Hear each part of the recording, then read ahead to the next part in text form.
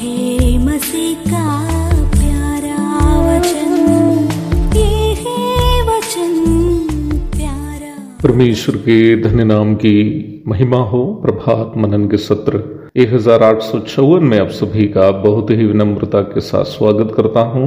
आइए आज के मनन के लिए हम पढ़ते हैं इब्रानी अध्याय 5 पद 8। पुत्र होने पर भी उसने दुख उठा उठाकर आज्ञा माननी सीखी। साधारण नजरिया से प्रारंभ में पढ़ी गई पद को पढ़ने वाले लोग असमंजस में पढ़ने की संभावना है। पुत्र होने पर भी उसने दुख उठा उठाकर आज्ञा माननी सीखी। पुत्र को तो पिता की आज्ञा अवश्य माननी ही है ना, फिर यहाँ क्यों लिखा है कि पुत्र होने पर भी करके?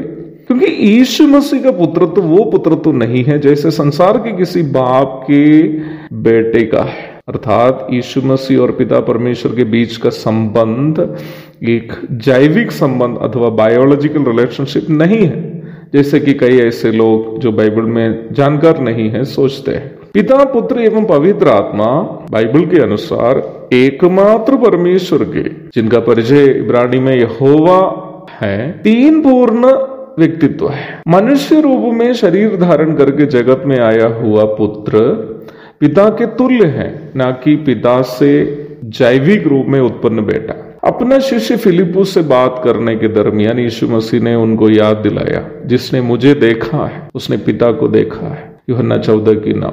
उसके पूर्व यहूदियों से संवाद करते समय प्रभु ने उधर भी यह बात स्पष्ट किया था, मैं और पिता एक है। यूहन्ना 10 की 30। पिता, पुत्र एवं पवित्र आत्मा तीन संपूर्ण व्यक्ति है जो पद, गुण एवं अस्तित्व में तुल्यता रखते हैं, और इन तीनों पूर्ण व्यक्तित्वों का एकत्रित अस्तित्व को बाइबल परमेश्वर के रूप में हमारे सामने प्रस्तुत करती है। Father, Son and the Holy Spirit are three independent persons who are equal in position, attributes and existence.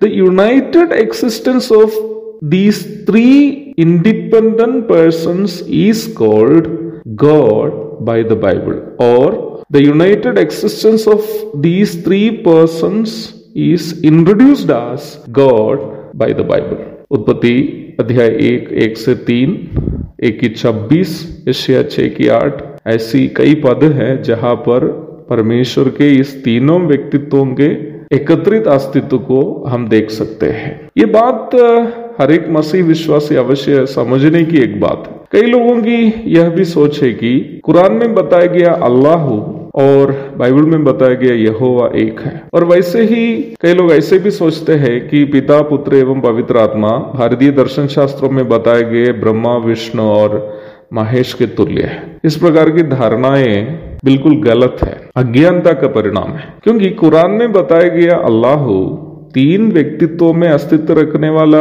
एकमात्र ईश्वर नहीं है। वैसे ही ब्रह्मा, विष्णु और महेश को यद्यपि तीन व्यक्ति के रूप में दर्शन शास्त्रों में परिचय कराए गए तो है ही, परंतु तीनों पद, गुण एवं अस्तित्व में तुल्य नहीं है, और तीनों को एक ईश्वर के रूप में भी परिचय नहीं कराया गया है।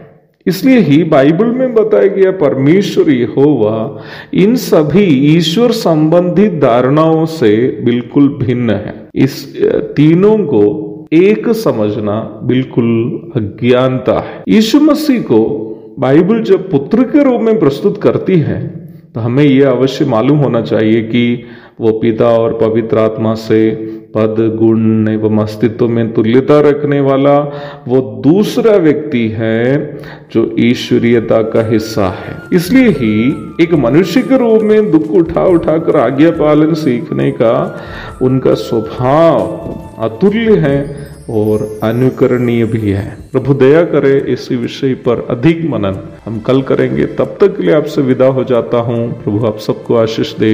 आमीन।